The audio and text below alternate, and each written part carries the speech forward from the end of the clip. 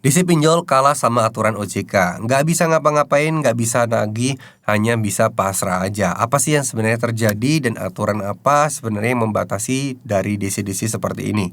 Nah, kita harus tahu dulu ya teman-teman ya, aplikasi pinjaman online yang boleh mendatangkan DC lapangan ke rumah adalah pinjol legal yang udah diawasi dan udah memiliki izin beroperasi di OJK oleh OJK ya, yang dikeluarkan oleh OJK.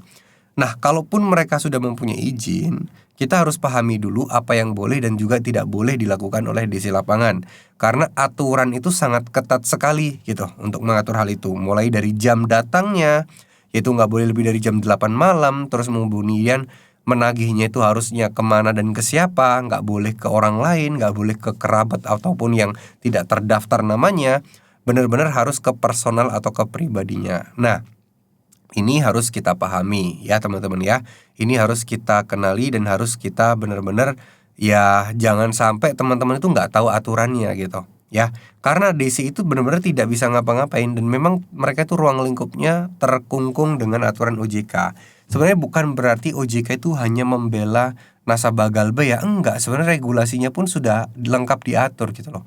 Pinjol kalau misalnya ada nasabah yang tidak bisa bayar, bukan berarti nasabahnya bebas begitu aja nggak sih? Mereka ada yang namanya sanksi yang namanya di blacklist atau mungkin slik OJK-nya buruk. Terus kemudian secara data slik OJK-nya kurang. Nah, masih banyak hal teman-teman di sini. Nah, itulah kenapa sebenarnya sudah fair dan sudah adil. Tapi yang jadi masalah adalah karena banyaknya pinjol di luar sana itu yang cash flow-nya tidak mencukup dan tidak cukup bagus atau katakanlah cash flow-nya itu jelek banget, yang pada akhirnya mereka itu melakukan segala upaya untuk melakukan penagihan dengan cara-cara yang kurang benar. Nah ya, jadi intinya teman-teman kalau udah tahu aturannya nggak usah terlalu takut gitu, nggak usah terlalu cemas, nggak usah terlalu dibikin stres, nggak usah terlalu pusing, nggak usah terlalu membayangkan bahwa ini akibatnya akan gimana-gimana. Enggak, semuanya akan baik-baik saja dan insya Allah akan aman-aman aja ya. Mungkin segitu dulu, terima kasih. Wassalamualaikum warahmatullahi wabarakatuh.